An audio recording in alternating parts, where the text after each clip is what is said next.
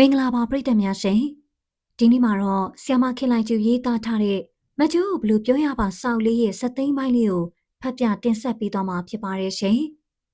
စက်သိန်းပိုင်းမှာမကျိုးတယောက်ဘယ်လိုဖြစ်သွားမလဲဆိုတာခန်းစားနားဆင်အားပေးကြပါအောင်ရှင်ကိုတာပြောဖို့တာမကျိုးမမေ့ပါဘူးတိတ်ချစ်တဲ့မင်းကလေးတွေမှာအိမ်ထောင်ပြုတ်မယ်ဆိုတာလေ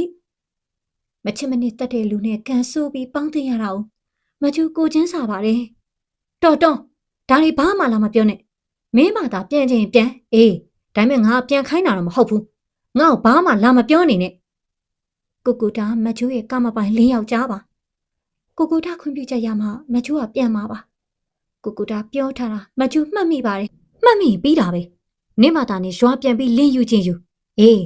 ငါနဲ့မကွာရှင်းမဲ့နင့်ကိုယူရင်ယူကြည့်ပေါ့ရှင်ကြမ်းတမ်းသောစကားများကျွန်တော်ပြောမိပြန်ကြပြီမကျိုးနဲ့ပတ်သက်ရင်ဘာကြောင့်ကျွန်တော်မှာစိတ်ရိုင်းစိတ်ကြမ်းများဝင်တီကိုကျွန်တော်ဘာသာလည်းမတွေးတတ်တော့ကြည့်ကျွန်တော်စကားရမ်းကားကြောင့်သူငိုရပြန်ပြီဒီတခါတော့ပြူဝိုင်းသောမျက်လုံးများမှမျက်ရည်ပေါက်ကြီးများတလိမ့်လိမ့်ကြကာကြိတ်၍ရှိုက်ခြင်းမဟုတ်အတန်ထွက်ကကိုတသိမ့်သိမ့်လှုပ်ခါ၍ရှိုက်ကြီးတငယ်ငိုနေကျွန်တော်သူ့ကိုချော့မော်နှစ်သိမ့်ရန်တတိမီယာကျွန်တော်တကူလုံးမှာတစုံတစ်ခုကစွန့်ငင်ထားသလိုလှုပ်မရရွှေ့မရတောင်းတောင်းတင်းတင်းဖြစ်နေစိတ်ရှိလက်ရှိငိုချလိုက်ပြီးနောက်သူအားရသွားဟန်ရှိသည်ငိုတန်တိတ်၍မျက်နှာကိုမောလိုက်တော့အခါတမျက်နှာလုံးမှာမျက်ရည်တို့ဖြင့်ရွှဲရွှဲစုံနေသည်သူကမလုံမရှက်ကြီးရက်ကြည့်နေတော့ကျွန်တော်စိမ့်စိုက်ကြည့်လိုက်သူမျက်လုံးများမှာဆူရှာတောက်ပြောင်နေသည်ဒီမှာကိုတာမကျိုးကငငယ်ရွယ်နဲ့သူတစ်ပါးလှည့်စားရှုံမိလို့မလိမ္မာတခါမိုက်ပစ်ကိုလူးလိန်ခံခဲ့ရပြီဒီမိုက်ပစ်ကြောင့်ကြုံလာတဲ့အခက်အခဲကိုကူညီပေးတဲ့ကိုတာကိုလည်းစိတ်တိုင်းချပြုတ်သမျှလန်ရောပေးခဲ့ပြီချင်းတက်လောက်ပါပြီကိုတာကျင်းနဲ့ဖို့ကောင်းပါပြီပုံမြင်နဲ့ကကျိန်စာမိပြီးချိန်မန်းခွဲအဆုတ်ခံရတဲ့မင်းသားလေးလို့တသက်လုံးကျိန်စာမလွတ်ဘဲနေရမယ်သဘောတော့မဖြစ်တင်တော့ပါဘူးသူကခေါင်းကိုစက်ကနေမောက်လိုက်ပြီးသူစကားကိုဆက်လိုက်အစတော့မကျိုးဆိုတာတယောက်တည်းပါကြောက်တတ်ပါတယ်ကျိန်စာမိနေတဲ့ချိန်မန်းခွဲကိုအားနေမှနဲ့ရုံးဖြတ်ထွက်သွားရတဲ့တက်တီမျိုးမရှိပါဘူးအခုမကျိုးတယောက်တည်းမဟုတ်တော့မကျိုးမှာတားရှိတယ်အဲ့ဒီတားဟာမကျိုးအတွက်အားပဲတားနဲ့အတူမကျိုးဘာမဆိုရင်ဆိုင်ရဲတယ်ဘသူ့မှလည်းမကြောက်ဘူးဘလို့ချင်းချောက်တာမှလည်းမကြောက်ဘူးဘာတားစီကိုမှလည်းမကြောက်ဘူးသွားမယ်တားနဲ့သွားမယ်ကျမတို့တားမိနေအောင်လေတလောကလုံးရင်ဆိုင်ရဲတယ်သိလားမသွားရဘူးအတန်ကျဲကြီးနဲ့ကျွန်တော်အော်ကသူ့နားဝုန်းကနေရောက်သွားတယ်သူ့ပခုံးကိုစုပ်ကန်ကပြောမိပြောရကျွန်တော်ဘာပြောမိမှမသိမသွားရဘူးမင်းဘဲမှမသွားရဘူးမင်းငါမစွန့်လွတ်နိုင်ဘူးဆိုတာမင်းမသိဘူးလားမင်းမရိပ်မိဘူးလားမင်းနားမလဲဘူးလားဟမ်သူ့ကိုပွေဖတ်မှုရန်ကတရက်ချမ်းနမ်းရှုပ်ပြလိုက်သည်ကျွန်တော်ဘာလို့နေမိမှမသိကျွန်တော်တိဝင်လာတော့အခါကျွန်တော်အရှင်ကွင်တွေခေါင်းတင်ကရှိုက်ကြီးတငယ်ငိုနေတော့သူ့ကြောပြင်လေးကိုပွေပိုက်ကချုံမော်နှစ်သိမ့်နေမိပြီကောမငိုပါနဲ့မကျိုးရဲ့ဒီဟာရှိကိုမင်းမျက်ရည်တွေတိမ့်ပြလိုက်ပါတော့ငါ့ကိုလေစွန့်ခွာမသွားချင်ပါနဲ့တော့ကလေးမရဲ့မင်းကငါမခွဲနိုင်တော့မင်းငါ့ကိုစွန့်ခွာသွားမယ်ဆိုရင်ငါစောက်တရားမရဖြစ်ရတာကိုငါနားလေသွားပြီငါမင်းကိုချစ်နေပြီမခွဲနိုင်အောင်ချစ်နေပြီမကျိုးတို့တော့လေကျွန်တော်ရင်ထဲမှာရှိသမျှပွန့်ထွက်သွားကဂမှုရှူလူပြောလိုက်တဲ့စကားကိုမကျိုးမိသူခံစားရမလဲသိကျင်နေသည်သူဟာဘာမှမထူးခြားတဲ့ကဲ့သို့သူ့လို့သူလုပ်နေသည်ကျွန်တော်သူ့ကိုမေးကြည့်ခြင်းသည်တို့တော့လေကျွန်တော်မယုံမရဲဖြစ်နေသည်သူဟာတခုခုဇိုးဆက်ဆက်ပြောလိုက်မှကိုကြောက်နေမိသည်ကျွန်တော်နားမလည်နိုင်ဖြစ်နေသည်မကျိုးပြောစရာရှိနေအချိန်မရွေးနေရမရွေးပြောကြတယ်လို့ပြောတတ်တော့ကျွန်တော်ကဘာကြောင့်နှုတ်ဆွနေမိသည်မသိသူနဲ့မျက်နှာချင်းဆိုင်ရမှမယုံမရဲဖြစ်နေသည့်အထက်သူကကလေးကြောင့်ကျွန်တော်အေးအေးပြတ်မှစိုးတယ်ဟုဆိုကအခန်းခွဲနေတော့သူနဲ့စကားအေးအေးဆေးဆေးပြောနိုင်သည့်အခွင့်အရေးကနည်းနေသည်သူကလည်းကလေးဝေယဝဆဖြင့်အမြဲလှုပ်ရှုပ်နေသည်အိမ်မှုကိစ္စများကိုပဲမကူနိုင်တိမ်တဲနေပြီးသူနဲ့နှစ်ယောက်တည်းတွေ့နိုင်မိအခွင့်ကိုချောင်းနေရသည်မတင်မကျစိတ်ဖြင့်စောက်တရားမရဖြစ်နေရသည်ကိုပြီးမခံနိုင်သည့်အဆုံးရင်းရင်ဆိုင်ရင်ဆုံးဖြတ်လိုက်ရသည်တညမှာတော့ကျွန်တော်သူ့အခန်းကိုလာခဲ့သူကထုံးစံအတိုင်းပြောသည်ဘာလုပ်ပြရမလဲကိုတာကလေးအိပ်ပြီလားအိပ်သွားပါပြီဒါဆိုခဏပြင်ထွက်ခဲ့ပြောဆူကျွန်တော်ရှိရထွက်လာလိုက်သည်နောက်ဘေးဘက်ထွက်ပေါက်တကားဖွင့်ပြီးအပြင်ကိုထွက်လိုက်သည်အပြင်မှာလိုက်အောင်ကထိန်သားနေသည်ကောင်းကင်ကိုမော့ကြည့်လိုက်တော့ လာမင်းကဝင်းပပလာပြည့်ရဲ့ဆိုသည်ကိုတွေ့လိုက်ရသည်ဘူးမတိဘာမတိလိုက်လာခဲ့ရတော့မတ်ကျူးကအံ့ဩနေပုံရသည်ငွေပန်းယုံနီးဟာခုံတန်းရှိမှသူ့ကိုထိုင်ခိုင်းလိုက်သည်ကျွန်တော်လည်းသူ့ဘေးမှာထိုင်လိုက်သည်မင်းရဲ့မိကိုတိုင်တယ်ပြီးပြောစရာရှိလို့ခေါ်လာတာရှင်ငါဟိုနေ့ကမင်းကိုချစ်နေပြီလို့ပြောခဲ့တာမူမူယူယူနဲ့ပြောခဲ့တာမဟုတ်ဘူးငါရက်တော့မထားမင်းသိပါတယ်ငါရင်ထဲကခန်းစားချက်အမှန်ကိုပြောခဲ့တာအဲ့ဒီတော့ငါအပေါ်မှာမင်းရဲ့သဘောထားဘယ်လိုရှိလဲငါချစ်ကိုလက်ခံသလားလက်မခံဘူးလားဆိုတာမင်းပြန်ပြောတာကြားကျင်တယ်ဘာများလဲလို့ကိုတာရဲ့ဒီအချိန်ကြီးရောက်နေမှဒါတွေမင်းနေစရာမလိုပါဘူးလို့တယ်အခုမှငါတို့ရဲ့တကယ်အိမ်တောင်ကြီးကစရမှာအချစ်နဲ့တိဆောက်တဲ့အိမ်တောင်ကြီးဖြစ်ရမှာဒါကြောင့်မင်းငါ့ကိုချစ်နိုင်သလားမချစ်နိုင်ဘူးလားဆိုတာငါသိကျင်တယ်သူငြိမ်သွားသည်ကျွန်တော်ရင်တို့ထူးထူးဆန်းဆန်းပေါင်းမြင်ခန့်အောင်လှုပ်ရှားနေသည်မိန်းကလေးအပေါင်းအသင်းများနဲ့ရင်းနီနီနေခဲ့ဘူးတော့လေဒီလိုလှုပ်ရှားမှုမျိုးမဖြစ်ဘူးခဲ့ဒီကလေးမအပေါ်မှာကျွန်တော်ဘယ်တော့မှဒီလောက်လေးလေးနက်နက်ခံစားမိသွားတာပါလေသူကကျွန်တော်မျက်နှာကိုမကြည့်ပဲပြောလိုက်မချစ်နိုင်ဘူးဆိုရင်ရောကျွန်တော်ကြောက်သည့်စကားဘာပြောရမှန်းမသိအောင်နှုတ်ဆွန့်သွားသည်ဟမ်အဲ့လိုဆိုရင်ရောလို့ဘဲတက်နိုင်မလဲမင်းကိုလွတ်လပ်ခွင့်ပေးရမှာပေါ့စွန့်ပြစ်မဲ့သဘောလားမင်းကငါ့ကိုစွန့်သွားတာဖြစ်မှာပါအေးလေမင်းသဘောအတိုင်းပေါ့ကျွန်တော်တန်တုံနေသည်ကိုဘာသာတတိထားမိလိုက်သည်သူကကျွန်တော်မျက်နှာကိုငယ်ဆောင်ကြည့်လိုက်သည်တကယ်တော့ကျွန်တော်ဝမ်းနေနေသည်တီးတာနေတော့ကျွန်တော်မျက်နှာကိုမမြင်စေခြင်း၍တစ်ဖက်ကိုလှည့်ထားလိုက်သည်ဒါဆိုရွာပြန်လို့ရပြီပေါ့မင်းသဘောပဲပြန်မယ်ရွာပြန်မယ်ကောင်းပြီလေမင်းငါ့အပေါ်မှာတန်ရောစင်မရှိမှတော့ဆက်ဆွဲထိုင်မဲစိတ်ဆင်းရဲနေရမှာပေါ့စိတ်ချမ်းသာတယ်လို့ခွင့်ပြုရမှာပေါ့နေပါအောင်လေမတ်ကျူးစကားမဆုံးသေးပါဘူးမတ်ကျူးကရွာပြန်မယ်ပြောတိုင်းကိုဒါဆွဲခေါ်ထားတာလေဖြစ်တဲ့နည်းနဲ့ပြန်လို့ရပါလဲနဲ့မတ်ကျူးမပြန်နိုင်ခဲ့တာဟာမတ်ကျူးလည်းကိုဒါကိုမခွဲနိုင်လို့ပေါ့မင်းတကယ်ပြောရလားဝမ်းသာအားရဖြင့်သူ့ကိုယ်လေးကိုရင်ခွင်ထဲကိုဆွဲသွင်းလိုက်မိသည်သူကကမန်းကရန်ရုံးထွက်လိုက်၍ကျွန်တော်အံ့အားသင့်သွားသည်အမေကြည့်နေတယ်တိမ်တလာကင်းစင်နေသည့်အတွက်ကောင်းငင်ထက်မှလာပြည့်ဝင်ကြီးကထိန်သားနေသည်လာရန်အောင်မှငွေပန်းတို့ဖိုးလုံနေသည်ညင်းလေပြင်အောင်မွေးပြန့်သောငွေပန်းရနံ့ကိုတဲဆောင်ကပတ်ဝန်းကျင်ကိုဖြန့်လိုက်လေသည်ခြံထဲမှာငွေပန်းရနံ့တို့ကမှုေးကြိုင်သွားလေလာရောင်စမ်းသည့်ညချမ်းမှာကျွန်တော်တို့နှစ်ဦး၏အချစ်ပန်းတီလည်းပွင့်ခဲ့ပြီထင်မကျူးမျက်နှာမြင်တော့လေတိတ်ခတ်တာပဲတဲ့အမေဟာမျိုးအားယူပေမဲ့အားမရှိတော့ဘူးတဲ့ဒီတခါမမွေးနိုင်ရင်စိတ်ဟူရှိတဲ့စီကိုခေါ်သွားဖို့စီစဉ်နေကြပြီတဲ့အဲ့ဒီအချိန်မှာအိမ်ကောင်းကြီးတမပင်ပေါ်ကဂျိုးကူတန်လေးကိုကြားလိုက်ရတဲ့အမေလေးအဲ့ဒီဂျိုးကူတန်လေးကိုကြားလိုက်ရတော့ဘယ်ကဘလို့အားရင်နေရှိလာမှမသိဘူးတဲ့ဂျိုးကူတန်လေးကြောင့်ရှောရှုမွေးလာနိုင်တာမို့လို့မကျိုးဖြူလို့မှဲ့ထားတာတဲ့။အော်အဲ့ဒီဂျိုးဖြူလေးကအဖြူအောင်နဲ့လား။အဖြူပဲနေမှာပေါ့ကိုရဲ့ဂျိုးကအမဲအောင်သားဆိုရင်မကျိုးမဲလို့မှဲ့မှာပဲထင်တယ်နော်။ကြည့်အဟုတ်မှလို့မျက်စောင်းထုတ်ကနှကန်းဆူသွားလေသည်။ကျွန်တော်ကတဟားရှိလိုက်သည်။ "तू မဟုတ်ကပြောရနေပဲမကျိုးပြောချင်တဲ့စကားတော့ဘယ်ရောက်သွားမှမသိဘူး။ဟာစောကအဲ့ဒီစကားထင်တယ်။အခန်းထဲကထွက်သွားတာရေခနဲမြင်လိုက်တယ်။ကြည့်ပါလား။ကောင်းနားထောင်စမ်းပါကိုရ။မကျူးတောင်းလေ။ဒေါ်ကြီးဆိုကချူလေးတဲ့။သူ့တန်လေးကတာလွန်းလို့တဲ့။အဲ့ဒီနာမည်တွင်ပြီးဘဘတော်ချူလေးလို့ခေါ်နေတယ်။အဲ့ဒီလိုခေါ်တာမကြိုက်လို့လား။မဟုတ်ပါဘူး။တောင်းမွေးလာတော့မကျူးစိတ်ထဲမှာမှဲ့ချင်တဲ့နာမည်ရှိတယ်။ဘာလဲ။လင်းယုံဟမ်နာမည်ကလည်းငှက်နာမည်ပဲ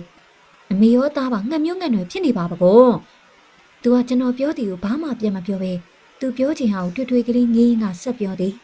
။ဟုတ်တယ်။မကျိုးမီကတော့ဂျုံငှက်ကလေးအော်တန်ကြောင့်အားရင်နေပြေးလာတယ်လို့ပြောတယ်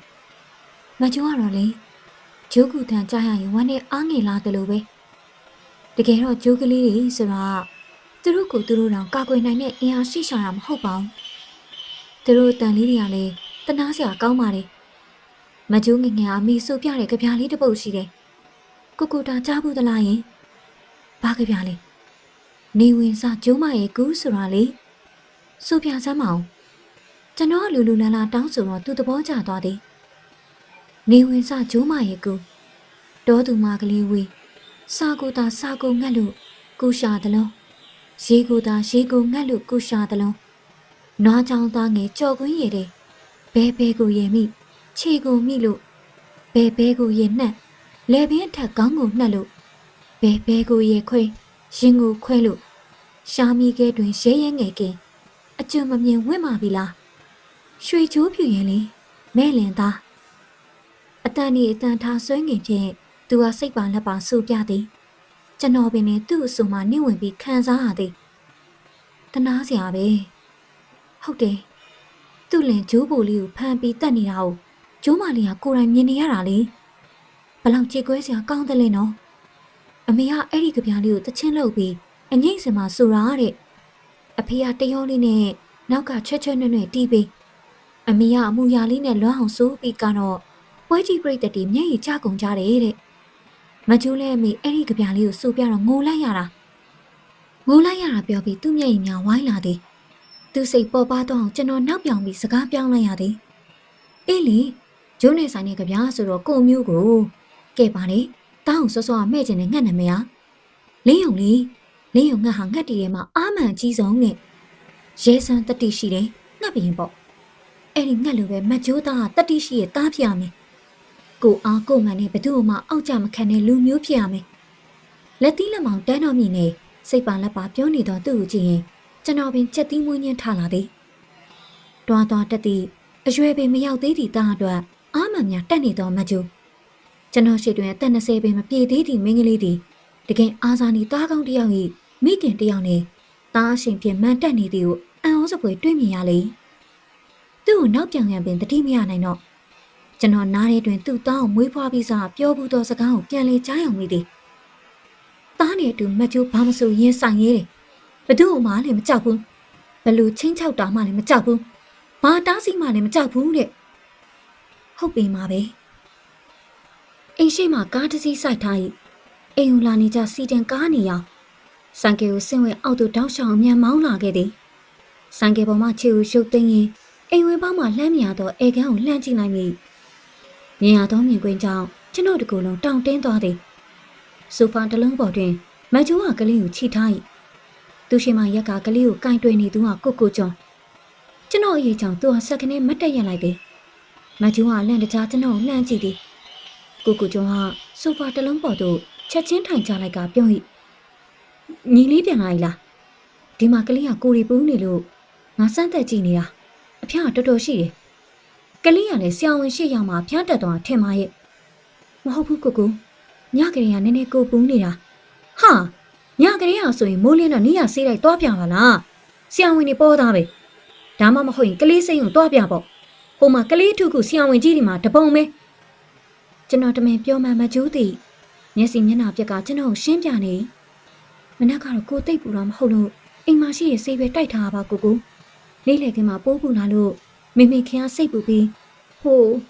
လန့်ခေါ်လိုက်တာပါဟောတားငယ်ပြန်ရောက်နေပြီလားအမလေးမင်းသားကလေးလေကိုရီပူလို့မိမိကစိုးရင်ပြီးတားကြီးစီကိုဖုံးဆက်ရတာတားကြီးကလည်းစိတ်ရုံကစိုးရင်တကြီးနဲ့လာခဲ့ရရှာတာကဲသမီးမကျိုး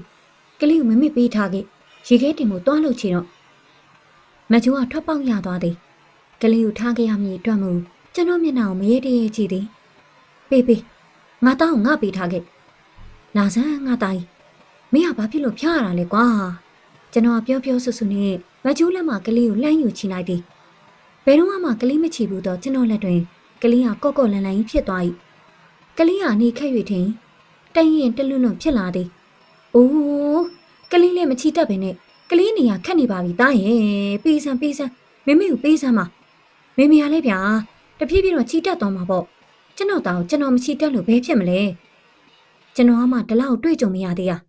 ကိုဆိုခုထိကလေးဖေမဖြစ်ရသေးဘူးဘဲနဲ့လေကိုရဒီလိုချစ်စရာကောင်းတဲ့တားလေးမျိုးမလို့ချင်ဘူးလား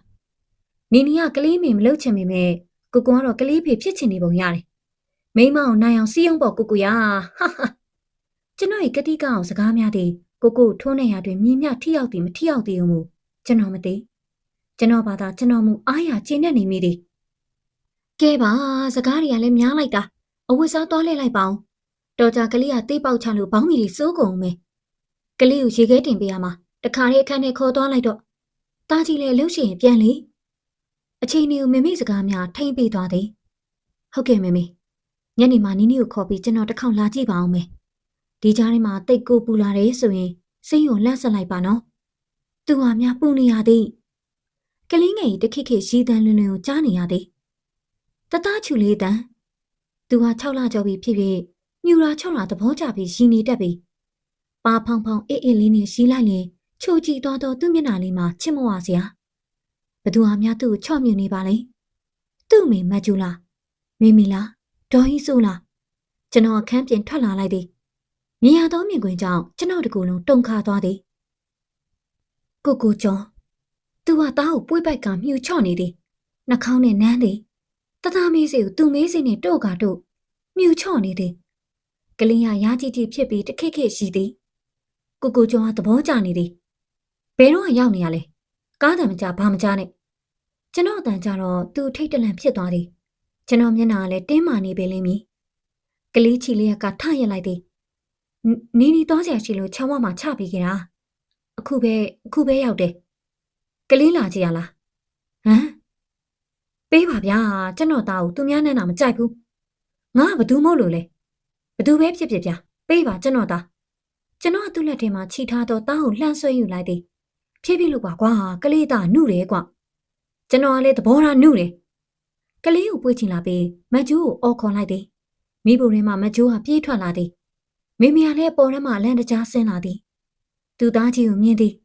ကလေးကိုတင်းတင်းကြပ်ကြပ်ပွေ့ချပြီးမျက်စိမျက်နှာပြက်နေတော့ကျွန်တော်ကိုတွေ့တော့ပြဿနာတစ်ခုခုဖြစ်ပြီးဟုရိမ့်မိလိုက်ပုံရသည်လိမ္မာပါနဲ့တော်မိမိကမတိဟန်ဆောင်ကထိမ့်ပြော၏တားရောက်နေတာကိုဘယ်တော့ကလဲမိမိကအိမ်ပေါ်ရောက်နေလို့မသိလိုက်ဘူးကလေးကိုအိမ်ရှိမှပြစ်ထားလားကျွန်တော်စိတ်ဆိုးမှန်ဆိုဖြင့်မကျိုးကိုကြိမ်မောင်းလိုက်သည်မဟုတ်ပါဘူးကိုအိမ်ရှိမှတားကိုချီထားတော့တကားဖွင့်ပေးလိုက်တော့မင်းလက်ထက်ကလေးယူချီသွားတာပေါ့ဟုတ်လားငါဘာပြောထားသလဲမကျိုးမျက်နှာငိုမဲမဲဖြစ်လာသည်ကျွန်တော်ဒေါသထွက်နေသည်ကိုသူသိသည်ကလေးကိုသူ့လက်ထဲပစ်ထည့်လိုက်ကအခန်းထဲကိုဝင်လာခဲ့သည်သူကလည်းနောက်ကလိုက်လာသည်ဒီအိမ်မှာနေလို့မဖြစ်တော့ဘူးဟုတ်တယ်မကျိုးလည်းစိတ်ညစ်တယ်ရွာပြန်နေကောင်းမလားလို့ကျွန်တော်ဆက်ခနဲ့ခေါင်းထောင်သွား၏လာပြန်ပြီလားဒီစကားပြေးစရာမြေးဆိုလို့ကို့ရွာပဲရှိတာ哦အေးတွားငါ့ကိုဒီလောက်ခွဲသွားခြင်းနဲ့မိမအောင်ငါမတောက်ကျွန်တော်အတန်ကြီးကုန်းအောင်ပြင်လိုက်သည်ကျွန်တော်အတန်ကြောင့်တားလန့်ပြီးငိုတော့သည်မကျိုးကကလေးကိုပွေ့ချပြီးအပြင်ကိုခေါ်သွားလိုက်သည်ကလေးငိုတာတော်တော်နဲ့မတိတ်ကျွန်တော်စိတ်မကောင်းဖြစ်သွားမိသည်ဘာမဆိုင်ညာမဆိုင်ပြစ်မရှိသောကလေးငယ်ကိုထိခိုက်စေခဲ့ပြီမိဖို့ဆောင်မှာကလေးငိုတန်းကိုကြားနေရ၏ကျွန်တော်ခန်းထဲမှာထွက်လာတော့မိမိနဲ့ကိုကျော်တို့ရက်ပြီးကလေးငိုတန်းကြားသည့်နေရာသို့လှမ်းကြည့်နေကြ၏ကိုကျော်ကကျွန်တော်မြင်တော့ပြောသည်မင်းကလေးကိုဘာလုပ်လိုက်တာလဲထိုးတော့ကြိတ်တော်မြေတိုင်းကျွန်တော်ကိုမျက်လုံးပြူမျက်စံပြူဖြင့်လှမ်းပြောလိုက်သည်ကျွန်တော်ရုတ်တရက်ဘာပြန်ပြောရမှန်းမသိအောင်ကြောင်သွား၏မိမိကချက်ချင်းဝင်ပြောလိုက်လေသည်ဟဲကလေးကိုဘာလုပ်မှလဲသူတို့လင်းမယားချင်းအော်ဟစ်လို့ကလေးကလန့်သွားတာနေမှာပေါ့ကဲပြန်มาပြန်มาသားကြီးပြန်လိုက်တော့နီနီလိုက်မေပြောပြလိုက်မယ်ကျွန်တော်ခန်းထဲကိုပြန်ဝင်လာခဲ့သည်ကိုကျော်ကလူအေးနုနုညံ့ညံ့သမားဘယ်တော့မှစကားကြမ်းကြမ်းတက်တက်မပြောတတ်တယ်လို့စိတ်ဆိုးစိတ်ညစ်လေးလေးထိမ့်သိမ့်နေတတ်သူအတွင်းစိတ်ကိုလွယ်ထုတ်ပြတတ်သူမဟုတ်ကိုကျော်စီမှာဘယ်တော့မှမမြင်ဘူးသောအမှုရာကိုစောစောကတွေ့လိုက်ရသည်ကျွန်တော်စိတ်မှာထင့်သွားလေသည်ကျွန်တော်အိမ်ထောင်အတွက်အပြောင်းလဲတစ်ခုခုတော့စီစဉ်မှဖြစ်တော်မူသို့မဟုတ်ရင်ထိတ်ခနဲရှိစိတ်မထိန်နိုင်တော့ကျွန်တော်ကြောင့်မကျိုးထိခိုက်ခံစားရပေလိမ့်မည်လုံးစေတော့ကျွန်တော်တီးခံအောင်မည်ကျွန်တော်အကြောင်းမပြီးသေးကိုကျွန်တော်ပေါ်ကိုမရက်နိုင်သေးအချိန်နေပေးပြီးဆိုသည်နဲ့ကျွန်တော်မိသားစုဘဝတီးချရက်တည်နိုင်ရန်ကြိုးစားရတော့မည်ဒါမှလည်းမကျိုးရောကျွန်တော်ပါစိတ်ချမ်းသာရပေလိမ့်မည်တတချူလေးတစ်နှစ်ပြည့်တော်မည်တတရင်တစ်နှစ်မြောက်မွေးနေ့ကိုမမေကဖိတ်စာပြင်ဖိတ်ကအဲ့ခံမွေးကြီးကြီးကျယ်ကျယ်လှုပ်ချင်သည်မကျိုးကမလှုပ်စေခြင်းလူများကြောင့်သူမထွက်ချင်မှကျွန်တော်သိမမေကိုမလှုပ်ဖို့ပြောပေးပါဟုကျွန်တော်လူမိုင်ငားသည်ကျွန်တော်ကိုယ်တိုင်ကလေးလူများရှုပ်သည့်ပွဲကိုစိတ်မပါ မြေကိုသူ့ပေါင်းတင်များရှိတွင်ချပြပြီးအဖွားပြသည်ကိုမမေကဂုံယူခြင်းနေသည်လာဆန်းကိုတာငါမြေကိုဓာတ်ပုံလှလှလေးရတနစ်ပြည့်မွေးနေ့ပွဲဖိတ်ဆောင်သူ့ဓာတ်ပုံနဲ့ထည့်ရမယ်ပုံလေးတက်ကအဲ့လိုလုပ်ပေးလို့ရတယ်မလားလုံးမနေပါနဲ့မမေယာပွဲတစ်ခုခုလုပ်တယ်ဆိုရင်တိမ်လုံးပင်မမှာပွဲလဲပြီးရောမောကြံနေခဲ့ကြရောမမေပဲအခမ်းမှာဆိုတော့မမေပင်မမှာစိုးလို့ပါပင်မမှာစေဘာဖြစ်တယ်လဲမြေကလေးမွေးနေမှုလို့ပျော်ပျော်ပါပါလှုပ်ချင်တာဖေဖေတဘောဟာရောကျွန်တော်အဖေကိုစစ်ကူခေါ်လိုက်သည်မွေးနေ့ဆိုတာကတော့တနစ်ကစားပြီးတည့်တဲ့အထိမွေးနေ့ကတနေ့ပြီးတနေ့ရောက်လာမှာပဲဒါကတဘာဝလေဒါကိုသူ့ဘာသာဖြတ်သွားလဲပြီးတာပါပဲဖေဖေဆိုကို့မွေးနေ့ကိုတခါတလေမေ့တောင်နေတယ်ကြီးလာတော့တမင်ကိုမေ့ထားတာတင်မင်းတီမှာဆိုလို့ဒါဆိုဖေဖေလဲတတမွေးနေ့မလုပ်စေချင်တဲ့ဘက်ကပေါ့နော်လူရှုံမျက်စိရှုံစကားရှုံနားရှုကွာမေမေကမကြေမနက်ဖြင့်ဖေဖေကိုမျက်စောင်းထိုးသည်မေမေစိတ်ဆိုးသွားပြီဖေဖေကမမြင်ဟန်ဆောင်ပြီးကြိတ်ပြုံးနေသည်ဒီတော့ကျွန်တော်ကချော့ရသည်မွေးနေ့ထိမ့်မှန်လုပ်ချင်အိမ်မှာတခုခုလှုပ်ရှားကြတာပေါ့မေမေကတတငယ်ပါသေးတယ်တတရှင်ပြတဲ့အခါကျမှအကြီးကျယ်လှုပ်ကြတာပေါ့မေမေကပုံဝါကြီးချလို့ဖေဖေကခေါင်းပေါင်းစားတလူလူနဲ့ထမင်းချောင်းစီအလူကြီးပေးလို့ရအောင်ကျွန်တော်ပတ်စံရှာပါမယ်ဟာငါသားအတော်ပြောင်းလဲသွားပါလားငါလိုကြစ်ကန်ကန်ပြောနေကြဘလို့ဖြစ်လို့ဖွက်ဖွက်နွဲ့နွဲ့ပြောနေရလဲမိမအတော်တင်ကောင်းလို့ထင်တယ်အော်ကျမတော့တင်ပြမရှိတဲ့မိမပေါ့လေဟဲဟဲမင်းကယောက်ျားကိုအလိုလိုက်တက်လို့ပါကွာဖေဖေကတနည်းချော့လိုက်သည်မေမေကနှကန်းကိုမဲလိုက်သည်သူ့ပေမဲ့သဘောကျသွားပုံရပါသည်ဒီလိုနဲ့တတမွေးနေ့ပွဲလှုပ်လို့သည်မေမေစီစဉ်ပြတ်သွားသည်ကျွန်တော်ပြောသည့်အတိုင်းအိမ်သားကြီးစားစရာတစ်ခုခုလှုပ်ကြွေးရန်မကျိုးနဲ့တိုင်ပင်ထားလိုက်သည်မကျိုးကတတမွေးနေ့ရောက်ရင်နက်နက်စောစောဖျားလိုက်ဖို့ပေးပါလို့ဆိုသည်မကျိုးကသူနှင့်ပတ်သက်သည့်မြည်သည့်ကိစ္စများတောင်းဆိုလို့မရှိတော့လေသူသားနှင့်ပတ်သက်လင်မှုမဖြစ်မနေတောင်းဆိုတတ်သည်တတမွေးနေ့တွင်ကျွန်တော်တို့သားမိသားဖ3ယောက်တည်းရွှေတကုံဖျားသူဖျားဘူးသွားကြသည်ဒီလိုမိသားစု3ယောက်ပြန်ထွက်ဖြစ်သည်မှာပထမဆုံးချိန်ဖြစ်သည်မကျိုးပျော်နေသည်သူတောင်းဆိုမှုမပြုသ၍ဒီလိုအပြင်ထွက်ရန်စိတ်မကူးခဲ့မိသည်ကိုစိတ်မကောင်းဖြစ်မိသည်တတမွေးနှင့်စနေတောင်းမှသူ့ကြိုက်ဖျားရှိခိုးသည်ပန်းကက်သည်ရေတက်ပေသည်တားကိုလည်းရှိခိုးခိုင်းသည်ရေတက်ပေခိုင်းသည်တတကလည်းပျော်နေသည်သူ့အမိဟာတပြုံးပြုံးတားရည်တန်လေးကတက်လွန်းလွန်းကြည်နူးစွပြန့်ပွဲမိသားစုဘဝရတာကိုကျွန်တော်ပြည့်ပြည့်ဝဝခံစားလိုက်ရသည်ရင်ပြင်တော်ပေါ်မှာတားကိုချပေးလိုက်သည်တားကလမ်းဆန်းလျှောက်နေပြီဖြစ်တော့လေကြာကြာမလျှောက်ခြင်းသူကလေးဘက်တွားသွားသည့်ကလေးမဟုတ်လေးဘက်တွားမသွားပဲခြေထောက်ကွေးကလေးဘက်ထောက်ဖင်တွန့်သွားသည်ဖင်ကလေးတွန့်ကသွားသည်မှာအလွန်မြန်သည်ရင်ပြင်တော်ပေါ်မှာသူကဖင်တွန်းပြီးသွားသည်ရင်ပြင်တော်ကြောက်ပြားများချောချောသူ့ဖင်တွန်းသွားသည်ကလည်းမြန်မြန်ကျွန်တော်မှသူ့နောက်ကိုပြေးလိုက်နေရသည်မကျူဟာသဘောကျကကိုကလေးကိုလှုပ်ရမ်းပြီးရှင်နေတော့၏နေမြင့်မြင့်ကျွန်တော်တို့ပြန်လာကြ၏အိမ်ရှိစုံရောက်မှာကားနီလေးတစ်စီရက်ထားသည်ကျွန်တော်တို့ရဲ့အပျော်များချက်ချင်းပင်ပျောက်သွားတော့၏အိမ်မှာဧည့်သည်ရောက်နေသည်ဟောပြန်လာကြပြီငါချူလေးဥတော်လုတ်ခဲ့သလားဥတော်ဟေးချူလေးရေ Happy Birthday ပါတယောက်တစ်မျိုးစီကြိုးစုံနှုတ်ဆက်သူများကျွန်တော်မျက်နှာပုတ်တိုးတိုးတတိမထားမိကြတော့လေမကျူကတော့သိသည်ကလေးကိုပွေ့ချီကလှစ်ကနေအိမ်ထဲဝင်မြေပြုမှနီနီကလှမ်းတားလိုက်သည်ခဏနေပါအောင်မကျူရဲ့ငါတို့လည်းမွေးနေ့ရှင်တတကိုခြေပြရစေအောင်တတမွေးနေ့လို့ဘသူကပြောတယ်လေကျွန်တော်ကမဆက်ဆက်မေးလိုက်သည်ဘသူမှပြောစရာမလိုပါဘူးတော့သူ့ဘဘကြီးကမှတ်ထားတာနေ့ရက်နာရီတိကျတာဒိုင်ယာကြီးမှာမှတ်ထားသလားမသိဘူးအဲ့ဒါသူ့လို့မဟုတ်ပါဘူးကိုကကျွန်တော်မျက်လုံးလန့်ကြည့်တယ်ဘာမှတော့မပြောနီနီကတဟာဟာရီရင်ပြော၏ကိုတဟဲ့သူ့မှာသူ့သားကိုသူများချက်တော်မှာစိုးရိမ်နေလိုက်တာကိုကျော်ကဘာရင်ရင်ခောက်ခောက်ကြီးပါဟဲ့သူ့ကိုလည်းနည်းနည်းချစ်ခွင့်ပေးလိုက်ပါသူကသူ့သားကိုတွေ့ပြီးကတည်းကတာယူနေတာတို့ကလည်းအစတော့ကလေးမေမလုပ်ချင်ဘူးသူ့မှာဒီတူလေးကိုချစ်ရတာမတင်းတိမ်လို့ကလေးတယောက်တော့မွေးပေးမှဖြစ်တော့မယ်အဲ့ဒါအကောင်းဆုံးပဲမြန်မွေးခတ်တာဟာတို့ကကလေးကရနိုင်ပါမလားမသိဘူးငငယ်ကတိမ်မှာပြဿနာဖြစ်ဘူးလေ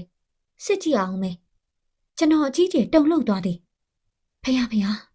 နီနီပြောတယ်လို့မဖြစ်ပါစေနဲ့သူတို့မှတာသမီမထွန်းကားလေကျွန်တော်တောင်ကိုကျော်ပုံမှုတွေ့တာတော့မည်သူတွေ့တာမှုဟာဒီထက်နှက်ဆိုင်လာခဲ့တော့ကျွန်တော်ရင်မှာပူလောင်လာသည်ကလေးချင်နေပြီ တွားသိမ့်လိုက်တော့မယ်နော်နေပါဦးဒီမှာငါတတ်ဖို့လက်ဆောင်ယူလာတယ်ဒါမြန်မြန်လမ်းလျှောက်ဖို့ထောက်ကူဖြစ်တယ်အေးဟုတ်တယ်တားကြီးကစိတ်ကူးကောင်းနေတော့ဒီထဲထည့်ပြီးထမင်းကျွေးလို့လေရမယ်ကိုကျော်ကတတ်ကိုလှမ်းတောင်းချပြီးသူယူလာသည့်လက်ဆောင်ပစ္စည်းတွေသူထည့်လိုက်သည်တတ်ကဘိန်းပါတော့လှဲဝိုင်းကလေးတွေကိုရောက်တည်နေတွန်းပြီးလမ်းလျှောက်သွား၏မိမိကလိုက်ဆွဲသူကပြန်တွန်းသွားမြေဖွားနှစ်ယောက်တဟီဟီတဟာဟာဖြစ်နေကြသည်ရီတန်မောတန်စီစီညံညံကြားရထင်သည်ဖေဖေကအပေါ်ရမ်းမှဆင်းလာသည်ဖေဖေစီကလည်းအပျော်ကူးသွားလေသည်မကျိုးကြီးတိုင်းယူလာတဲ့မွေးနေ့ကိတ်ယူခဲ့ပါဦး Happy birthday လို့အောင်ဖိုးဖိုးကြီးလည်းဆင်းလာပြီအော်မွေးနေ့ကိတ်ပါသေးတာဟုတ်နေမကျိုးတို့ယူလာမယ်အထင်းမှာမွေးနေ့ကိတ်လိဖို့တွေဖျောင်းနိုင်နေပါတယ်ဖျောင်းနိုင်ထုံးမှုတို့လုပ်လိုက်မယ်နီနီကအထဲဝင်သွားလိုက်သည်ကိတ်ကကြီးတယ်နီးမနိုင်ဘူးဟုဆိုကကိုကျော်ကပါဝင်သွားလိုက်ထင်းတိုင်းကျဲနေလိုက်ကြတာသူတို့တာမွေးနေများထင်းနေသလားဒီနေ့မှာကိုကျော်မူရာတွက်လက်နေသည်တိန်သားလုံးဖေဖေပါမကြံပြောနေကြသည်ငောင်းတောင်တောင်ရက်ကြည့်နေသူကကလေးဖေဆိုတော့ကျွန်တော်ကလေးမီဟာမိဖို့ထဲမှာဝင်ပုန်းနေသလားမသိကျွန်တော်သားမွေးနေမှာကျွန်တော်မလုပ်လို့တော့မွေးနေပွဲကိုကျွန်တော်မနစ်မြို့တော့ဧည့်သည်များနဲ့အတူစိတ်ဆင်းရဲစွာကျင်းပလိုက်ရသည်စက်သိန်းပိုင်းချူလေးဆိုတော့ကလေးကိုကုသိုလ်ကောင်းသည်ဟုဆိုရမည်လားကုသိုလ်ဆိုးသည်ဟုဆိုရမည်လားချူလေးသည်လူလောကသို့မရောက်မီဟာကုသိုလ်ဆိုးခဲ့တော်လဲလူလောကသို့ရောက်သောအခါတွင်သူ့ချစ်သူခင်သူများဝိုင်းဝိုင်းလဲနေဒီတင်းနေတတ်သောဖေဖေပင်သူမြည်ကိုမြင်လင်တမျက်နှာလုံးကြည်လင်သွား၏မိမိဆိုသည်မှာတဲတဲလို့ဒေါ်ဟီဆိုလဲသူကိုယ်တိုင်ပေးထားသည့်နာမည်ကိုနှုတ်ဖျားမချကလေးကိုတမမှာတိန်သားလုံးသားမကကလေးကိုမြင်သူတိုင်းကမချစ်ပဲမနေနိုင်အောင်ကလေးကဖြူဖြူတုတ်တုတ်ချစ်စရာတဒုံးတကယ်ချစ်ကြပါတကဘာလုံးဝိုင်းစုချစ်ကြသည်ဆိုနေလေကျွန်တော်ကျင်တတ်ပါသည်သို့တော့တကဘာလုံးတွင်တယောက်တော်သူမူကျွန်တော်မကြည့်ပြူနိုင်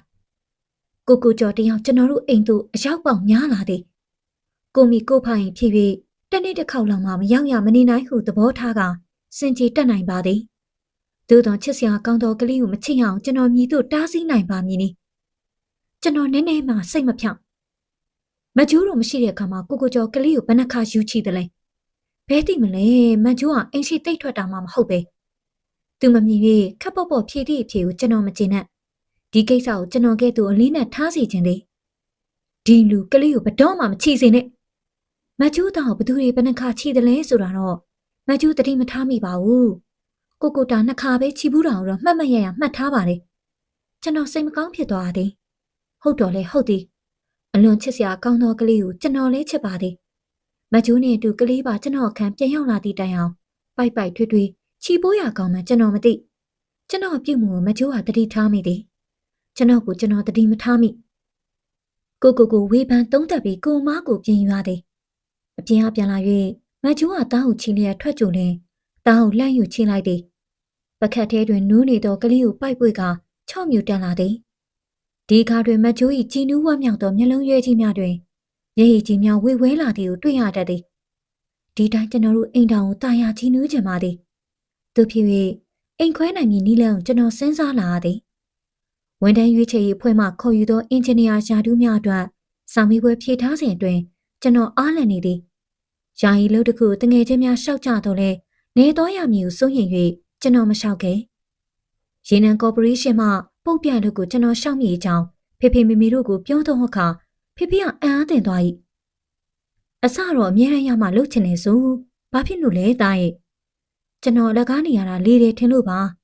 ဖေဖေကခေါင်းတဆက်ဆက်ညင်၍ကျင်းနဲ့စွာပြုံး၏မိမိကလည်းသဘောကျစွာထောက်ခံသည်တားနေမရနဲ့ဆိုတော့ငါသားလိမ္မာလာပါပကောနေစမ်းမအောင်အလောက်ကရန်ကုန်မှာပဲမလားနေတော့ရမယ်မေဖြစ်ပါမလားနောင်လဲနေတော့ရမယ်အလုပ်မျိုးပဲရမှာပေါ့ new project တွေအတွက်ကျွန်တော်တို့ engineer တွေအများကြီးခန့်ပါဦးအေးလေတော့ဆိုတော့လေတော့လိုက်ပေါ့ကွယ်ယောက်ျားလေးဖို့ကတော့ဘယ်တော့ရတော့ရအကြောင်းမဟုတ်ပါဘူးကျွန်တော်တော့ရင်မကျိုးတို့လည်းခေါ်သွားမယ်နော်ဟေးဘာဖြစ်လို့လဲသူတို့ဘာသာခြေတကြနေနေတာကိုကွယ်ပြီးတော့ကလေးကလည်းရှိသေးတယ်ဒါတော့မမေကဟိုမှာအဆင်ပြေအောင်ကြည့်လို့ရမှာပေါ့ဟာဟာဘယ်တော့ရမှန်းတော့မသိသေးဘူးမိမခေါ်ဖို့စိတ်ကူးပြီးသားမိနေအောင်ညစ်နေတယ်ကွာခင်ရပဲရှော့ပေးလိုက်ပါကွာရောင်တော့စတုံးပါမှာပေါ့ အေးလေရောင်နောက်စတုံးကတော့လိုက်ချင်လိုက်ပေါ့ကျုပ်ကြီးကိုတော့မထည့်နိုင်ဘူးဟာဘဲဖြစ်မလဲသူ့အမေနဲ့သူ့သားဘဲခွဲလို့ရမလဲမမေကအိုးရတာမရတာနားမလဲဘူးငါမျိုးကိုထည့်လိုက်ရမယ်ဆိုရင်မင်းအဲ့ဒီလို့ကိုမလုပ်နဲ့ငါကြွေးထားမယ်သိလားမေမေတီမြည်တန်ရောစင်ဖြင့်ကျွန်တော်အော်ငေါက်ပြောဆိုနေဖေဖေကမျက်စိမိတ်ပြသည်ကျွန်တော်တာငင်ကထွက်လာပြီးမကျိုးကိုကြိုးချောင်ပြောပြတော့အခါကောင်းနေကိုသွားရင်မကျိုးတို့တားမိပါတခါလေးလိုက်မယ်မကျိုးလည်းဒီအိမ်မှာမနေချင်တော့ဘူးဟုတ်လေမေမေတို့နဲ့အစမပြေလို့တော့မဟုတ်ပါဘူးကိုနားလေပါနဲ့တခုပဲရှိတယ်မေမေတို့ကတားကိုမခွဲနိုင်လို့ထားခဲ့ရမယ်ဆိုရင်ရောအိုးတားနဲ့တော့မကျိုးမခွဲနိုင်ဘူးမကျိုးသားနဲ့မကျိုးဘယ်တော့မှမခွဲဘူးသူကမျက်စိမျက်နှာပြက်ကကမန်းကရန်ပြောလိုက်တို့တော့ခွဲနိုင်နေပေါ့သူချက်ချင်းမပြေ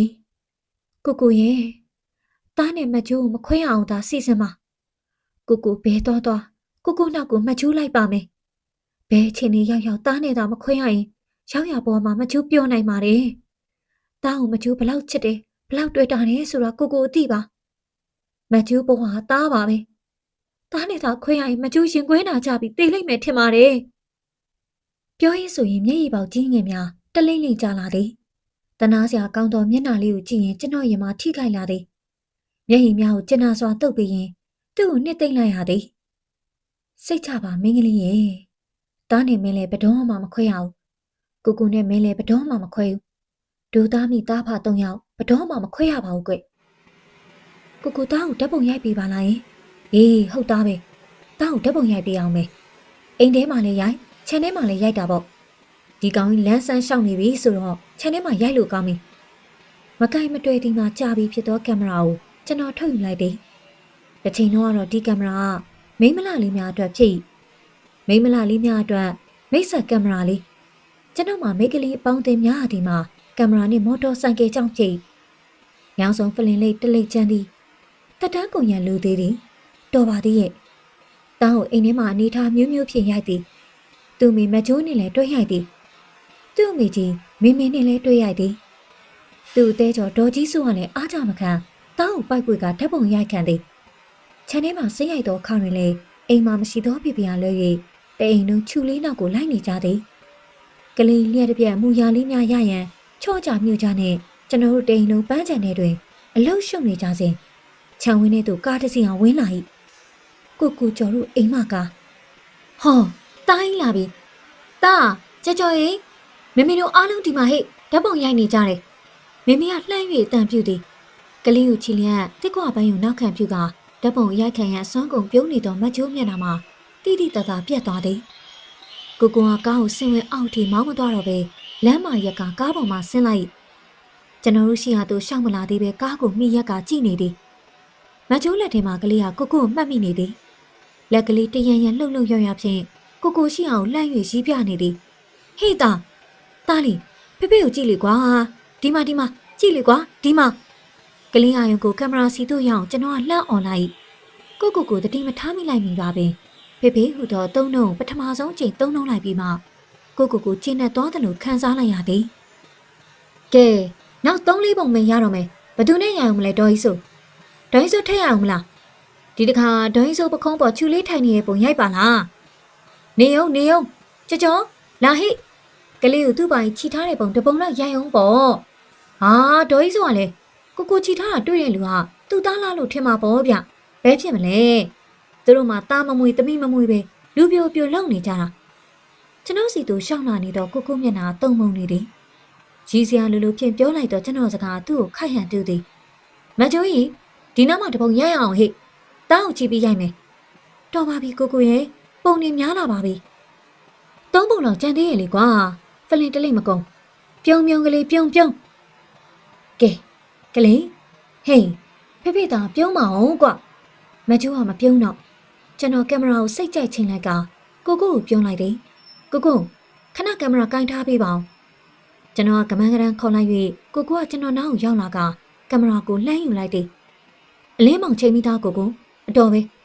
ကိုလာမှကျွန်တော်ပါရိုက်ခံအောင်မယ်စောကရိုက်မဲ့သူမရှိလို့ကျွန်တော်ပါဝင်ပြီးမရရသေးဘူး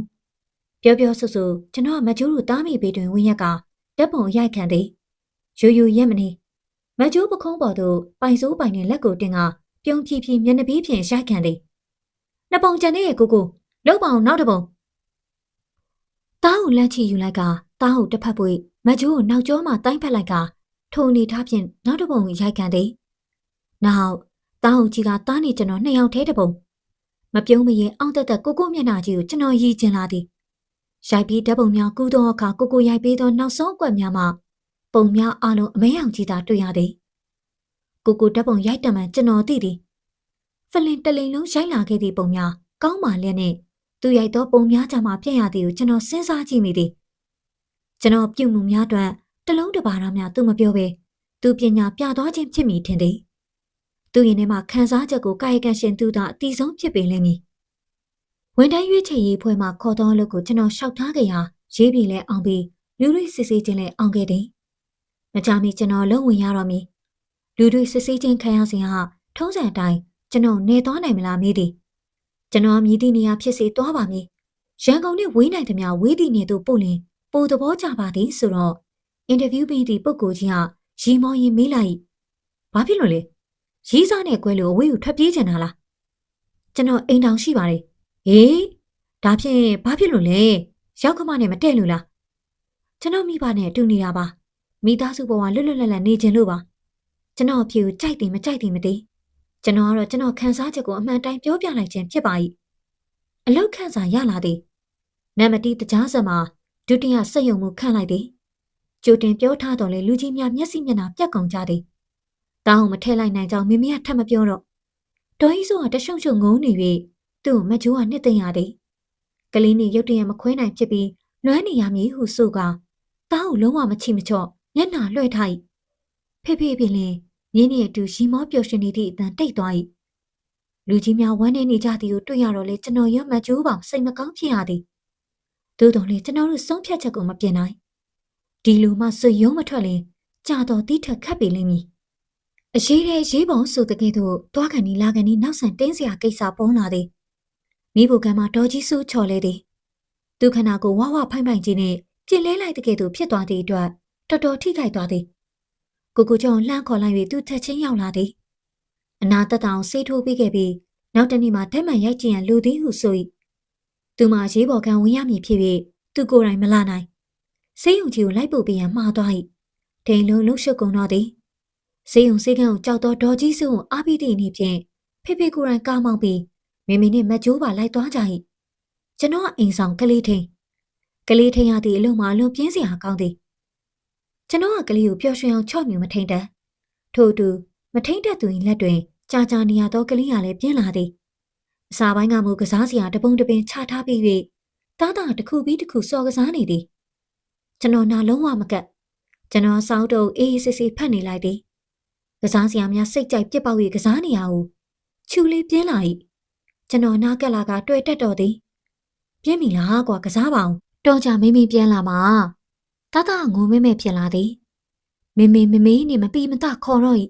ကျွန်တော်ကလည်းကျွန်တော်မေဆိုသောစကလုံးကိုတုံးပြီးသူကလေးတတိယစီရန်အစဖော်ပေးလိုက်မိသည်အေးခြံထဲသွားမလားစော့မယ်နော်တော်ကြာရင်ဝူကားကြီးနဲ့မေပြန်လာလိမ့်မယ်သွားဆောင်ရအောင်သူကကျွန်တော်ပြောသမျှအားလုံးကိုခေါင်းလိုက်နေသည်ကောင်းလမ်းလျှောက်တက်နေပြီဖြစ်တော့လေကောင်းစကားမပြောတတ်သည်ကျွန်တော်ပြောသည်ကိုနားလေ၍လားသူနားလေသည်မေတို့ကားတို့ပါလာလို့လားမသိတားသည်စကားများမပြောသေးတော့လေဖေမေကိုတော့ခေါ်တက်နေပြီပထမဆုံးချိန်တားဖေခေါ်တော့ကျွန်တော်တုန်လှုပ်သွားမိသည်ချက်ချင်းပင်စိတ်ဖြာလာတော့ပီတိဖြင့်သူ့ကိုယ်လေးကိုတင်းချက်ပွေ့ဖက်ထားလိုက်မိသည်ထိုဖြစ်ကုန်မြင်သောမကျူးကကြည့်ရင်မျက်လုံးရဲကြီးများမှာမျက်ရည်များပြည့်နေသည်ကိုကျွန်တော်တွေ့လိုက်ရသည်ပီတိမျက်ရည်လားခြေကွဲမျက်ရည်လားကျွန်တော်စမ်းစစ်မနေတော့ပါခြံထဲဆင်းမြေပြူမှာတယ်လီဖုန်းကမြည်လာသည်တားကိုခဏဆိုပြီးလက်ပြလိုက်ကတယ်လီဖုန်းရှိရာသို့သွားလိုက်သည်ဟယ်လိုကိုတာလားကိုကြောင့်အတန်းဒေါ်ကြီးဆိုတက်မှန်သွားရိုင်နေလားဘသူနဲ့သွားတယ်လဲတိမ်လုံးမဲဖေလိုက်ပို့တာပေါ့အတားဆိုအဆင်ပြေမှာပါငါခုမှခွဲခန့်ထွက်ရတယ်တတဟောပါသွားသလားကျွန်တော်နဲ့ထားခဲ့တယ်အေးစိတ်ုံကလေးခေါ်သွားလို့ဘယ်ဖြစ်မလဲဒါနဲ့မင်းလုံးရပြီးနေသွားရမယ်ဆိုဟုတ်တယ်ဘသူပြောတယ်လဲမေပြောတယ်ကွာတားကိုခေါ်သွားမယ်ဆိုလို့စိတ်မကောင်းဖြစ်နေတယ်ကို့ဘာသာသွားဖို့ကွာဘာလို့သူတို့ကိုခေါ်သွားမှလဲအလကားဒုက္ခများအောင်ကျွန်တော်ဒေါသထောင်ကနေဖြစ်သွားသည် ကျွန်တော်ကိစ္စကျွန်တော်ဆုံးဖြတ်ချက်သူဝင်ပြီးဩဇာပေးစရာမလိုဖေဖေနဲ့မေမေပင်လည်းကျွန်တော်မတားနိုင်ကျွန်တော်သွားရင်ကျွန်တော်မိမနဲ့ကျွန်တော်သားကိုခွဲထားခဲ့လို့ဘယ်ဖြစ်မလဲကလေးကငယ်သေးတယ်ကွာကျမ်းမာရေးဂရုစိုက်ဖို့အရေးကြီးတယ်နေမှာကလေးစိတ်ုံလည်းမရှိအရေးကြောင့်ဆိုခက်တွေမှာစိုးရတယ်ကျွန်တော်သားကိစ္စကိုပူစရာမလိုပါဘူးပူစရာလို့ပြောနေတာပေါ့ကွာဘာငါခုလာခဲ့မယ်မင်းနဲ့နှစ်ယောက်ချင်းပြောစရာရှိတယ်သူကတယ်လီဖုန်းကိုခွက်ကနေချပြလိုက်သည်ဘာလဲဟာဟုကျွန်တော်ရေးရွတ်လိုက်သည်သူလာမယ်တဲ့သူဘာလာလို့မှာဘာပြောစရာရှိတယ်လဲကျွန်တော်မသိနေကူမကျိုးတို့တားမီကိုခေါ်မသွားရင်ထပ်ပြောလင်လေကျွန်တော်သဘောထားပြောင်းနေမည်မဟုတ်သူပြောမှကျွန်တော်ဆုံးဖြတ်ချက်ကပို့ပြီးခိုင်မာသွားလိမ့်မည်ကိုကျော်နဲ့ဖုန်းပြောနေစဉ်တားကသူ့ဘာသာခြံထဲဆင်းသွားလိုက်သည်ကျွန်တော်ကသူ့ကစားစရာများတွေမှဘောလုံးကလေးတစ်လုံးကိုယူကသူ့နောက်လိုက်ခဲ့ရသည်ချူလေးသည်ခြံထဲချပေးလိုက်တော့အခါမြောက်ကလေးဖြစ်သွားတော့၏ပြေးလိုက်လွှားလိုက်ဘောလုံးပစ်ပြီးလိုက်ကောက်လိုက်နဲ့မြေဆိုင်တစ်ကွာပင်ကလေးများပတ်ဆိုင်ထားသည့်မြက်ခင်းပြင်တွင်လိပ်ပြာကလေးများလည်းပြန်တန်းနေကြသည်။ဒါလိပ်ပြာလေးများနောက်ကိုပြင်းလွှားလိုက်ဖန်ရင်တခိခိရှိကပြောနေသည်။ကိုကျော်ကလာခဲ့မယ်တဲ့။ကျွန်တော်နဲ့နှစ်ယောက်ချင်းစကားပြောစရာရှိတဲ့။သူစကားထူးဆန်းနေတဲ့ကဲ့သို့ကျွန်တော်ခံစားရသည်။ခြံဝေါ့ကိုကျွန်တော်လှမ်းကြည့်လိုက်သည်။မကျိုးတို့ထွက်သွားပြီးကလေးကခြံဝဲတကားကိုပွင့်လျက်ရှိနေသည်။ကိုကျော်လာလင်ထွက်ဖွင့်ပေးစရာမလို၍မြက်ခင်းပေါ်မှာရရင်သူ့ကိုစောင့်နေလိုက်သည်။ခြံဝင်းဝါမှာကားတစ်စီးပေါ်လာသည်။ပွင့်နေသောဝင်းတကားမှအရှိန်နဲ့မောင်းဝင်လာသည်။စက္ကန့်ပိုင်းကလေးပါပဲ။စက္ကန့်ပိုင်းကလေးအတွင်းမှာဖြစ်ပျက်တို့သည်ကျွန်တော်မျက်စိရှိမှဖြစ်ပျက်ခဲ့သည်။ဒုံကနေမြေတံကားပရိအုပ်တံကျွန်တော်အလံတကြားអော်လိုက်တံ။ဟမ်။တာဟုတ်တိုင်းမိပြီ။ကားတံကြားရထင်သည်။လေးပြာကလေးများလိုက်ဖမ်းနေသောတာကလေးဘယ်အချိန်ကပြေးထွက်လိုက်လာလဲမသိ။အရှိန်နဲ့ရှေ့သို့လွင့်ထွက်သွားပြီးလမ်းပေါ်မှာခွေလေးလဲကျသောတားစီတို့ကျွန်တော်ပြေးသွားလိုက်သည်။ကားပေါ်ကလူကကျွန်တော်ထက်လင်းပြေးဆင်းသွားပြီးသွေးလင်းလေးဖြစ်နေသောတားကိုလေးကိုပွေ့ချလိုက်သည်။သူကကိုကျော်အမလေးဘလို့ဖြစ်ရတာလဲတားရဲ့ကားရှိကိုဘလို့ရောက်လာလဲဘာဖြစ်လို့ပြေးထွက်လာရတာလဲကွာ။သူကမချင့်ချင်ငယ်ပြောနေသည်။ကိုကျော်လက်ထဲမှာတားလေးရဲ့ခန္ဓာကိုယ်ကပျောက်ခွေနေပြီ။ဖြစ်ရလေတားရဲ့ဘလို့လုပ်ကြမလဲ။ညီလေးကိုတားကိုကြည့်ပါအောင်ကွာတားလေးကိုငါကားနဲ့တိုက်မိလိုက်ပြီကွာသူ့ခုမှသွေးဘယ်လိုလုပ်ကြမလဲ तू မသိဘူး तू အသက်ရှိသေးပါရဲ့နော်တင်မှာမဟုတ်ဘူးကိုကျော်ကတားကိုပွေ့ပိုက်ကအယူကြီးကဲ့သို့တွတ်ပြောနေသည်ကျွန်တော်တားရင်ဘက်ပေါ်သို့ကက်ကနားထောင်ကြည့်လိုက်သည်တားအသက်မရှိတော့ပြီဆေးရုံမြန်ပို့မှဖြစ်မယ်ကိုတားကားပေါ်မြန်တက်ဆန်းလာတားလောင်ပိုက်ကကိုကျော်ကကုန်းထားလိုက်သည်တားအသက်မရှိတော့ပါဘူးတားအသက်မရှိတော့ဘူးတားအသက်မရှိတော့ဘူးလားမဟုတ်သေးပါဘူးညီလေးရဲ့ဆေးရုံပို့ရဲ့အသက်မိမှာပါအခုဆေးရုံသွားကြရအောင်သူကတားလောင်းကိုပိုက်ကကားထဲကိုအတင်းတိုးဝင်နေသည်ကျွန်တော်သူ့ကိုစောင့်ဆွဲလိုက်ပြီးပြောလိုက်သည်ကလေးတည်သွားပြီမဟုတ်လားတည်သွားပြီလို့ပြောနေတယ်ကျွန်တော်စိတ်ပေါက်ဖြင့်ကုန်းအောင်ပြစ်လိုက်သည်သူကလန်တကြားဖြစ်သွားပြီးမျက်လုံးကြီးပြူးကပြောသည်ဟမ်တည်သွားပြီလားတားလေးတည်သွားပြီလားဒါဆိုတားလေးကိုငါတက်လိုက်တာပေါ့ခါကြောင့်သူတည်ရတာငါအပြစ်ရဲစခန်းကိုတွားပြီးဖမ်းခံရမှာပေါ့အဖမ်းခံပြီးငါကြိုးစင်တက်မယ်ဒါမှငါ့ကိုသူကျင်းနဲ့မှာသူကျင်းနဲ့မှာမဟုတ်ဘူးသူဘယ်နည်းနဲ့မှငါ့ကိုခွင့်လို့မှာမဟုတ်ဘူးကိုကျော်ကသွေးယူသွေးတန်းဖြင့်ရှောက်ပြောနေသည်မင်းပြောတဲ့ကြောင်သူတော်ကြွက်တခိုးဆိုတာတိတ်မှန်တယ်ငါဟာတက်တိကြောင်နဲ့ကောင်းတကူကောင်းဆန်နဲ့ကောင်းညီမင်းသိပါလေကွာဒီကလေးကငါကလေးပါငါသားလေးပါသူရဲဘောကြောင်ပြီးစွန့်ပစ်ခဲ့တဲ့ငါသားလေးကိုသားမှန်တိလို့လဲချစ်ရတာကြိတ်မနိုင်ခဲမရမထွေးနိုင်မအန်နိုင်ဖြစ်ခဲ့တာကြာပါပြီသားလေးကငါ့ကိုဘယ်တော့မှခွင့်လွှတ်မှာမဟုတ်ဘူးသားလေးရဲ့ဝိညာဉ်ငါ့ကိုအမြဲခြောက်လန့်နေတော့မှတေးကြတယ်သားလောင်းကိုပိုက်ကရှိုက်ကြီးတငယ်ငိုကြွရင်ရုတ်တရက်ပွင့်အံထွက်လာတော့ကိုကျော်စကားများကြောင့်သူ့ကိုတနာရမှာလားနာချီမုန်းတီးရမှာလားကျွန်တော်မပြောတတ်တော့ပါမကျူသူ့သားကိုသူ့အတန်နဲ့ထပ်တူထက်မြချစ်တော်မကျူသူ့သားဒီသားသူ့ဘဝဟုဆိုခဲ့တော်မကျူသူ့သားဤဒီဖြစ်ဆိုးကိုမြင်ရလေနှလုံးခုန်ရုတ်တရက်ရှက်သွားလိမ့်မလားသားနဲ့ခွဲရလေရင်ကွဲနာကြတေးရပါလိမ့်မည်ဟုမုံမချွတ်ပြောခဲ့တော့မကျူပြန်လာလေဒီဖြစ်ပျက်ကိုကျွန်တော်မြည်သူ့ပြောရပါကျွန်တော်မတွေး တွေးရဲမမြင်ရဲမကြားရဲပါကြီး ဟုတ်ကဲ့ပါရှင်ဒီနေ့မှာတော့ကျမဆီယမခင်လိုက်သူရေးသားထားတဲ့မကျူးကိုဘယ်လိုပြောရပါစောင်းလေးရဲ့စက်သိန်းပိုင်းလေးကိုဖတ်ပြတင်ဆက်ပေးသွားခဲ့တာပဲဖြစ်ပါတယ်နောက်နေ့မှာလည်းခုလိုမျိုးစာအုပ်ကောင်းများစွာကိုဆက်လက်တင်ဆက်ပေးသွားမှာဖြစ်တဲ့အတွက်ကျမတို့ရဲ့ channel လေးကို like and subscribe လုပ်ပြီးအားပေးထားဖို့မမေ့ပါနဲ့နော်နောက်ဆက်အားပေးခဲ့ကြတဲ့ပရိသတ်တယောက်ချင်းစီတိုင်းကိုကျေးဇူးထူးပဲတင်ရှိပါတယ်ရှင်